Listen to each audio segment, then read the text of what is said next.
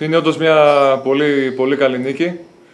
Από την πρώτη τετράδα των παιχνιδιών που είχαμε υπολογίσει, πιστεύουμε ότι ήταν το πιο δύσκολο παιχνίδι και σε δύναμη και σε δυναμικότητα της αντίπαλης ομάδας, χωρίς να θέλω να υποτιμήσω τις υπόλοιπες. Ευτυχώς για μας δείξαμε το σοβαρό μας πρόσωπο. Ήμασταν κάτι παραπάνω από μαχητικοί. Ήμασταν όσο πρέπει να είμαστε παθιασμένοι, που είναι το κυρίαρχο στοιχείο του παιχνιδιού μας. Και πιστεύω ότι αν συνεχίσουμε έτσι θα έχουν πολύ καλό μέλλον. Οι νίκες συνήθως είναι προϊόν σκληρής δουλειάς. Όταν αναλάβαμε την ομάδα και όταν τελείωσε το ρόστερ, διάφορες σιρήνες λέγανε ότι έχουμε το πιο αδύναμο ρόστερ βάσει ονομάτων. Δεν θα τους δώσω άδικο. Όντως η νεανικότητα του ρόστερ είναι λογικό να φέρνει τέτοιου είδους σκέψεις. Συμφωνώ ότι έχουμε ίσως από τα λιγότερο καλά, να μην χρησιμοποιήσω τη λέξη την αρνητική χειρότερα ρόστερ, από τα λιγότερα καλά βάσει ονομάτων ρόστερ. Αλλά συνήθως δεν κερδίζουν μόνο τα ονόματα και οι φανέλες. Εμείς από την πρώτη στιγμή και οι τρεις, το προπονητικό team, ο Δημήτρης ο Γεροφώτης και ο Σταύρος Ευγενιάδης, η βοήθεια τους είναι πολύτιμη και είναι οι αφανείς ήρωες όλης αυτής της δουλειάς που γίνεται στον Ερμή, θέσαμε στόχο να μπορούμε να παίζουμε αυτό που λέμε στα κόκκινα. Σε κάθε παιχνίδι να πηγαίνει η ομάδα να παίζει στα κόκκινα. Αυτό φαίνεται συνήθως, αν συγκρίνεται και στα τρία παιχνίδια, στο δεύτερο ημίχρονο. Εκεί που αρχίζει και κάθονται ίσως κάποιοι άλλοι, εμείς η δικιά μας απόδοση ανεβαίνει.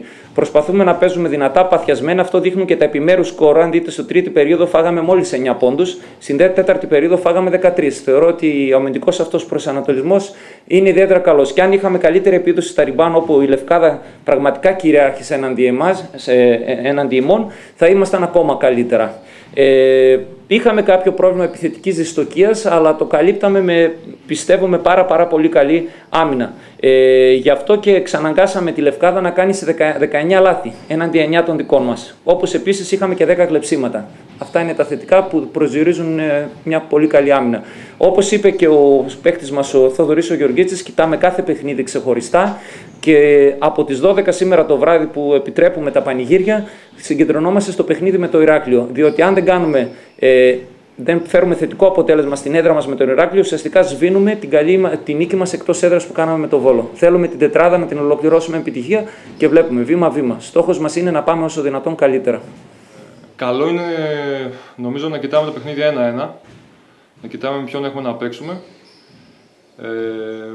και να βλέπουμε κάθε Σάββατο αυτόν που παίζουμε, αν μπορούμε να τον κερδίσουμε ή όχι. Αν από εκεί και πέρα μπορέσουμε να κάνουμε 25 νίκες, 26 πώς είναι και να είμαστε πρώτοι ή δεύτεροι, είναι ό,τι καλύτερο. Από εκεί και πέρα δεν νομίζω ότι πρέπει να βάζουμε μακροπρόθεσμους στόχους. Μόνο να κάνουμε αυτό που κάναμε στα πρώτα 3 παιχνίδια, που είναι κάτι το οποίο νομίζω ότι δεν μπορεί κάποιος να το κατασκοπεύσει ούτε να αντιμετωπίσει. Να παίζουμε με πάθος και πολύ μεγάλη ένταση όπως κάνουμε μέχρι τώρα. Όταν είσαι νέος και άπειρος, αν δεν έχεις και πάθος, δεν έχεις μέλλον. Για μένα δεν έχω να πω κάτι, είναι συλλογική η προσπάθεια. Ο ρόλος μου νομίζω ότι σε αυτήν την ομάδα πλέον είναι πιο πολύ να βοηθά και τους πιο νεαρούς να εγκληματίζουν στην κατηγορία. Να προσπαθώ όσο πιο πολλοί μπορούν να μπαίνουν στο παιχνίδι και να έχουμε περισσότερες λύσεις και εμείς και σαν ομάδα και προπονητής μας.